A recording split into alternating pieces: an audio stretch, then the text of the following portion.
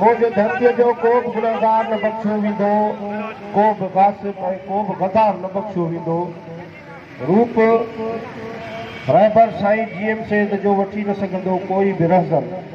हींअर बेदार थियो आहे सिंध वारनि जो वतन। असांजे हिन क़ौमी काफ़िले जी अॻुवाणी कंदड़ साईं जलाल महमूद शाह, भाउ रियाज़ चांडियो, भाउ नवाज़ गौर, हाशिम खोसो साहब, समूरी मरकज़ी क़यादत, अदी नायाब सरकश ऐं हिन सखर जे घंटा घर चौक ते गॾियल पंहिंजे हक़नि जे लाइ, पंहिंजे धरती जे लाइ, पंहिंजे पाणीअ जे लाइ गॾियल मुंहिंजा सिंधवासियो, मुंहिंजूं भेनरूं, साफ़ी भाइरो, जीए सिंधू देश, जीए साईं जीएम सेठ, जीए सिंध जो अज़ीम शहीद मोहतरम बशीर खान कुरैशी। अॼु सिंध जा उहे हलाली पुट पंहिंजे धरतीअ खे बचाइण जे लाइ, पंहिंजे दरिया खे बचाइण जे लाइ जेके सिंध जे मुख़्तलिफ़ शहरनि में रैलियूं कढी, अॼु हिन सखर में बि उहो ई पैगाम खणी आया आहिनि त दरिया जंहिंखे असीं पंहिंजे माउ जे थञ जे बराबरि सम्झंदा आहियूं, उन जे पाणीअ खे असीं सिंध खे बचाइण जो ज़रियो सम्झंदा आहियूं। उन दरिया जे अॼु जॾहिं पुल जे मथां गुज़रियासीं त वारीअ जूं भिटूं नज़र आयूं। सचपच ही सखर जेको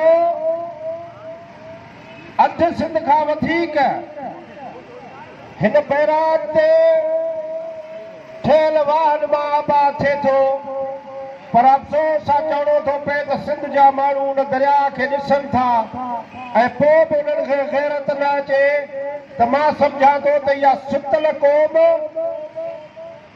जेका हितां जे उन्हनि माण्हुनि जे कठ ते नारा हणे थी, जेके सिंध खपाइनि था, दरिया खपाइनि था, दुश्मननि जे हथां पंहिंजनि खे माराइनि था, उन्हनि जे कठ त कटक था ॾिसूं।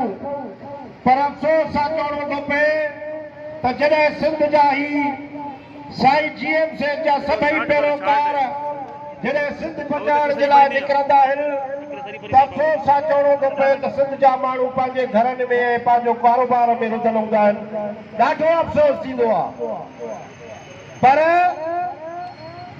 इहा अलाए असां जीए सिंध वारनि खे, क़ौम परस्तनि खे इहा आदत पइजी वई आहे त भले सिंध जो माण्हू लातालिक हुजे पंहिंजे हक़नि खां, लातालिक हुजे पंहिंजे धरती खां, लातालिक रहे पंहिंजे ॿोली खां, पर असां ते जेको तारीख़ पंहिंजो, असांखे जेको तारीख़ पंहिंजो भार कुल्हनि ते रखियो आहे, शायदि उहो मल्हाइण जे लाइ ही सिंध जा नौजवान, ही सिंध जा गभरू, ही सिंध जूं मारूं, सिंध जूं भेनरूं रोडनि ते सॼी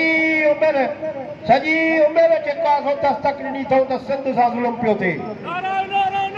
अफ़सोस सां चवणो थो पए त जन इक़्तिदार जा माण्हू इहे मज़ा न वरिता, जन मरादूं न वरितियूं, सॼी उमिरि जेल थाणा, सॼी उमिरि खौफ़ज़दा, घरनि में बि छापा, रोडनि ते बि छापा, उन्हनि जे मथां वठ वठा उहे सिंध खे माउ था सम्झनि ऐं जन इक़्तिदार जा मज़ा वरिता उहे सिंध सां गद्दारी था कनि, हरामी औलाद बणिजी सिंध जे इंच इंच खे खपाइनि था।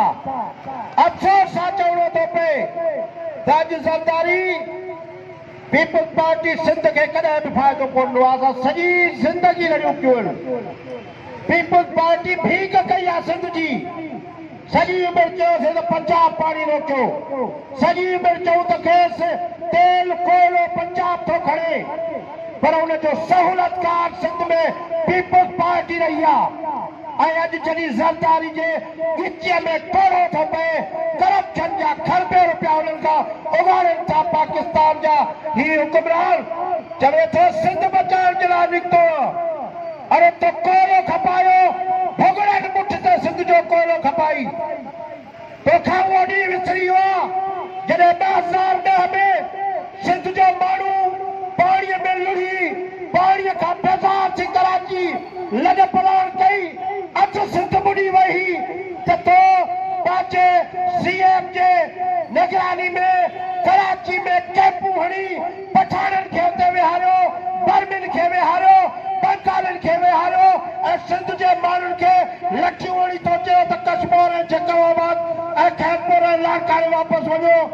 छा तोखां उहो ॾींहुं विसरी वियो? अॼु चई थो कश्मीर में कल तक़रीर कई थी त सिंध बचाइण निकितो। छा तोखां उहो ॾींहुं विसरी वियो तो सिंध में मिटो निज़ाम आणे, तो सिंध खे आज़ाद करण जी कोशिश कई? छा तोखां उहो विसरी वियो? तुंहिंजे पीपल्स पार्टीअ जे चूंडियल हुकूमत ऐलान कयो त बंगालिन खे कार्ड ॾियो, बिहारिन खे कार्ड ॾियो। छा तोखां उहो विसरी वियो? उन्हनि जो हक़ नाहे सॼी दुनिया खे पालण जी ताक़त रखूं, सॼी दुनिया खे हिन गैस जे ज़रिए, पेट्रोल जे ज़रिए पाले सघण जी कुवत रखंदड़ सिंध जूं मारूं बचा नथियूं निका थो पाले सघनि। छा सिंध जे नौजवान डिग्रियूं खणी ख़ुदकशियूं नथा कनि? पीपल्स पार्टी जी जेका सहूलतकार हिन हुकुमराननि सां गॾिजी अॼु जॾहिं हुननि जे गिचीअ में टोड़ो थो पए, छा तुंहिंजा उहे जेके MP MLA हुआ अॼु रुपए जेके मीटर रीडर हुया अॼु करोड़पति खरबपति न आहिनि? हा भले टंगो, भले ज़रदारी उनजी टीम बदिजे, सिंध जो माण्हू मज़ाहमत न कंदो, भले उनखे टोड़ा विझी जेलनि में बंदि कयो। सिंध सां गद्दारी कई अथल, सिंध खपाई अथल। ऐं ही लालच में आयल माण्हू जेके न आहिनि, जेके चवनि था सिंध असांजी माउ आहे, सिंध खे कंहिं बि सूरत में बचाईंदासीं। सखर सिंध जो 3 नंबर वॾो शहर आहे, अध खां वधीक आबादी बंगालिन ऐं बर्मिन जी आहे। अफगानिन खे छो ठारायो सखर में?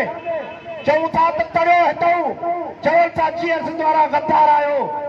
चऊं था तो OME गैस कंपनी घोटकीअ मां निकिरंदड़ गैस जा मालिक असां आहियूं।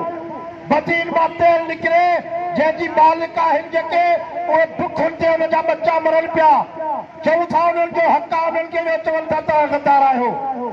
चऊं था बदीन मां तेल निकिरंदड़ जेका आहे वसीला आहिनि उन्हनि जा मालिक असां आहियूं, चवनि था तव्हां गद्दार आहियो।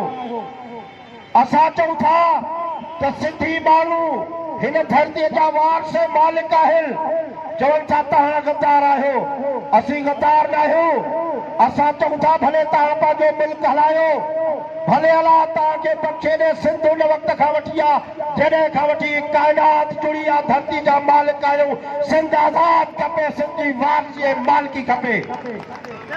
असां चऊं था त पंजाब जे थ्रू कॾहिं तव्हां मुस्लमानियत जे नाले ते, दीन इस्लाम जे नाले ते असांखे लुटियो त असां वॾा भार आहियूं। असांजी धरती ते बि तव्हांजो हक़, बलोचिस्तान जे धरतीअ ते बि तव्हांजो हक़, सरहद जे धरतीअ ते बि तव्हांजो हक़, ऐं हिते जेके सिंध में हक़ हाकिमियत जन खे तव्हां हथ सां ॾिनी। बेनज़ीर साहिब जे शहादत खां पोइ जॾहिं सिंध जे माण्हुनि में नफ़रत पैदा थी त हिननि हिकिड़ो मोहरो वठी विहारे छॾियो त बेनज़ीर जे शहादत खां पोइ तोखे इनाम में हुकुमरानी ॾियूं था।